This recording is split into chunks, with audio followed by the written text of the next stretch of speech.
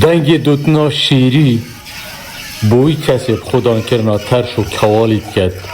نوک چه دنگ آیا مام گرگین پتری 30 سال آیا وی کارید کرد او شیر دوشید ده بو یکم فستیوال اسپیاتیان سمیله پشکدار بید ام کوچرین ام گل حشبازید کین اغلب مولا پازه هایی و جای هندگو یه گل هنو بلگی خوده بچه نصیب 100 پازه هایی و 3-4 هزار پاز ول گره گوره هایی یکم ویستاوال اسپیاتیان سمیله دست بکر زیده تری 8 خیوت بو نشاندانا بر همین سپیاتیان هاتین دانان هندک جی پشکداران زیده تری 30 سالایه کارب خودان کرنا ترش و کوالید کن و هندک اندیجی در وی سنورین هاتین دي زراتيتا ذهبت او دونا هي بوزيه صافيه حلت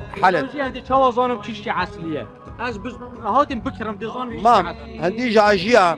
قال نوع الجاجيه هي بقى جاجيه هي هم دوي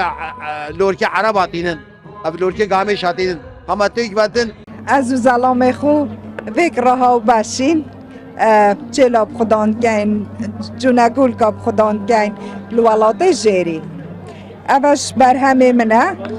از زور بماندید بم او نیوش که سرمشکه بله نیوش که سرمشکه از زور بماندید بم ما دوی های ما ماسته های شیرش میا های سه روزان فستیوال دیا بر دوام بید وقت چه اسپیاتی بشک کلتورا و دورینه دوید ده هولو زرناجی نافخوشین وانده هبید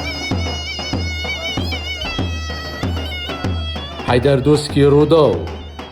سمی